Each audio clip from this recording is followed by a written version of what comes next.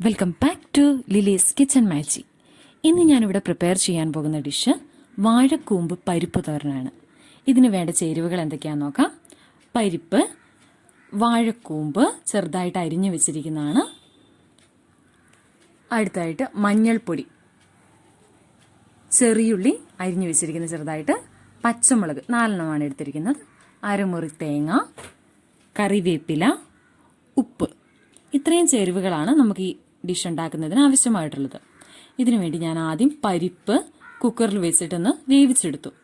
2 വിസിലോളം എടുത്ത് അന്നേരം നല്ല വേവിച്ച് നമുക്ക് കിട്ടിയിട്ടുണ്ട്. ഇനി അടുത്ത് നമുക്ക് ഇതിന് പ്രധാനപ്പെട്ട അരപ്പുണ്ടാക്കുന്നതാണ്. അതിനു വേണ്ടി ഞാൻ മിക്സിയുടെ ജാർ എടുത്തു. അതിലേക്ക് ഞാൻ ചിരകി വെച്ച അരമുറിയോളം തേങ്ങ ഇട്ടു. അതിനുശേഷം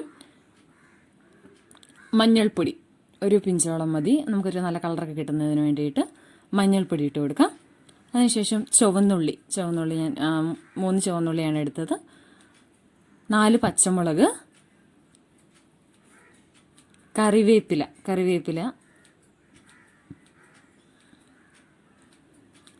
ഇനി നമുക്ക് അവസാനമായിട്ട് വേണ്ട ആവശ്യത്തിന് ഉപ്പ്. ഇത് ഇത്രയും കൂടി ഇട്ട് നമുക്കൊന്ന് ക്രഷ് ചെയ്തെടുക്കാം. ഇനി അടുത്ത് ഞാൻ പാൻ എടുത്ത് വെച്ചിട്ടുണ്ട്. പാനിലേക്ക് നമുക്ക് കുറച്ച് എണ്ണ ഒഴിച്ചു കൊടുക്കാം. എണ്ണയൊന്ന് ചൂടായി വരുന്നവരെ നമുക്കൊന്ന് വെയിറ്റ് ചെയ്യാം. പഴമക്കാർ പറയുന്നത് വാഴക്കൂമ്പ് എന്നത് വാഴയുടെ ഹൃദയം എന്നാണ്. അതായത് ഒത്തിരി വൈറ്റമിൻസ് അടങ്ങിയ ഒരു വളരെ പോഷക ആഹാരമാണ് ഈ വാഴക്കൂമ്പ് കറി എന്ന് പറയുന്നത്. അന്നേരം നമ്മുടെ എണ്ണ ചൂടായിട്ട് വന്നിട്ടുണ്ട്. നമുക്കതിലേക്ക് കടുകിട്ട് കൊടുക്കാവുന്നതാണ്. കടുകൊന്ന് പൊട്ടിത്തെറിക്കുന്ന അല്ലെങ്കിൽ പൊട്ടിക്കഴിയുന്നവരെ നമുക്കൊന്ന് വെയിറ്റ് ചെയ്യാം. പൊട്ടിക്കഴിഞ്ഞിട്ടുണ്ട്. ഇനി അതിലേക്ക് നമുക്ക് സവോള ഇട്ട് കൊടുക്കാവുന്നതാണ്. സവോള ഞാൻ ചെറുതായിട്ട് നമുക്ക് കടുക് പൊട്ടിക്കാൻ വേണ്ടി വളരെ കുറച്ച് മതി കടുക് ഇട്ട് കൊടുത്തിട്ടുണ്ട്. ഇനി അതൊന്ന് ജസ്റ്റ് ഒന്ന് ഇതായിട്ട് വരുമ്പോഴത്തേക്കും അതിലേക്ക് നമുക്ക് കറിവേപ്പില ഇട്ട് കൊടുക്കാം.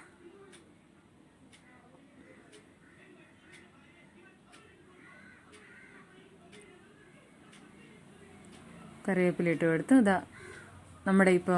നമ്മൾ കടുക് പൊട്ടിച്ച് കഴിഞ്ഞിരിക്കുകയാണ്. ഇനി നമുക്ക് ഇതിൻ്റെ മെയിൻ ഇൻഗ്രീഡിയൻസ് ആയി നമ്മൾ ആക്കി വെച്ചിരിക്കുന്ന അരപ്പ്, തേങ്ങയും പച്ചമുളകും കറിവേപ്പിലയും ഉപ്പും മഞ്ഞൾപ്പൊടിയും എല്ലാം കൂടെ നമ്മൾ ജസ്റ്റ് ഒന്ന് ക്രഷ് ചെയ്ത് ഒതുക്കി എടുത്തിട്ടുണ്ടായിരുന്ന നമ്മുടെ. ഇനി അടുത്തതായിട്ട് വാഴക്കൂമ്പ് നമുക്കിതിലേക്ക് ആഡ് ചെയ്യാവുന്നതാണ്. വാഴക്കൂമ്പ് ഞാനൊരു വാഴക്കൂമ്പാണ് എടുത്തത്. അത് ചെറുതായിട്ട് അരിഞ്ഞെടുത്തു. അതാണ് കൊത്തി അരിഞ്ഞെടുത്താണ്. അത് നമുക്ക് ഈ ഒരു അരപ്പിലേക്ക് മിക്സ് ചെയ്യാവുന്നതാണ്. നന്നായിട്ട് ഇളക്കി കൊടുക്കുക. വാഴക്കൂമ്പും അതേപോലെ ആ ഒരു പച്ചമണമൊക്കെ വരുന്നുണ്ട്. ഈ വാഴക്കൂമ്പ് പല പേരുകളിൽ അറിയപ്പെടാറുണ്ട്. ചില നാട്ടുകളിലൊക്കെ വാഴച്ചുണ്ട് തോരൻ എന്നൊക്കെയാണ് പറയാറുള്ളത്. എല്ലാവരും ചെറുപയറൊക്കെ ഇട്ടിട്ടാണ് സാധാരണ ഇത് കുക്ക് ചെയ്യാറുള്ളത്. പക്ഷെ പരിപ്പിട്ട് വേവിക്കുമ്പം വളരെ ടേസ്റ്റ്ഫുള്ളാണ്. അന്നേരം നിങ്ങൾ എന്ത് വന്നിട്ടുണ്ടെങ്കിലും ഇതൊന്ന് പ്രിപ്പയർ ചെയ്ത് നോക്കണം. ഇനി അടുത്തതാ നമ്മൾ വേവിച്ച് വെച്ചിരിക്കുന്ന പരിപ്പ് ഞാൻ പറഞ്ഞു കുക്കറിൽ ആദ്യം തന്നെ ഞാൻ വേവിച്ച് വെച്ചായിരുന്നു. ആ പരിപ്പ് ഇതിലേക്ക് മിക്സ് ചെയ്തു. നന്നായിട്ട് ഇത് 3 കൂടെ നമുക്ക് ഇളക്കി കൊടുക്കാവുന്നതാണ്.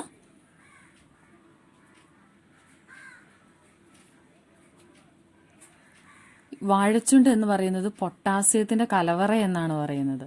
അതായത് ഞാൻ പറഞ്ഞു ഒത്തിരിയേറെ വൈറ്റമിൻസും ഈ ഒരു ഇതിൽ അടങ്ങിയിട്ടുണ്ട്. നന്നായിട്ട് ഇളക്കി കൊടുക്കുക. ഇതാ അരിപ്പും വാഴച്ചുണ്ട് പരിപ്പും എല്ലാം കൂടെ നന്നായിട്ടൊന്ന് നമുക്ക് എല്ലാ വശത്തുനിന്നും നന്നായിട്ടൊന്ന് ഇളക്കി കൊടുക്കാവുന്നതാണ്. അന്നേരം വളരെ ടേസ്റ്റ്ഫുൾ ആയിട്ടുള്ള നമ്മുടെ വാഴച്ചുണ്ട് അല്ലെങ്കിൽ വാഴക്കൂമ്പ് പരിപ്പ് തോരൻ റെഡിയായിക്കൊണ്ടിരിക്കുകയാണ്.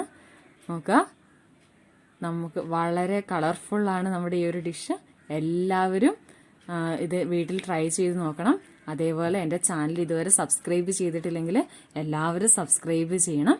അന്നേരം ഒരടുത്ത അടിപൊളി ഡിഷുമായിട്ട് വീണ്ടും കാണാം. Thank you.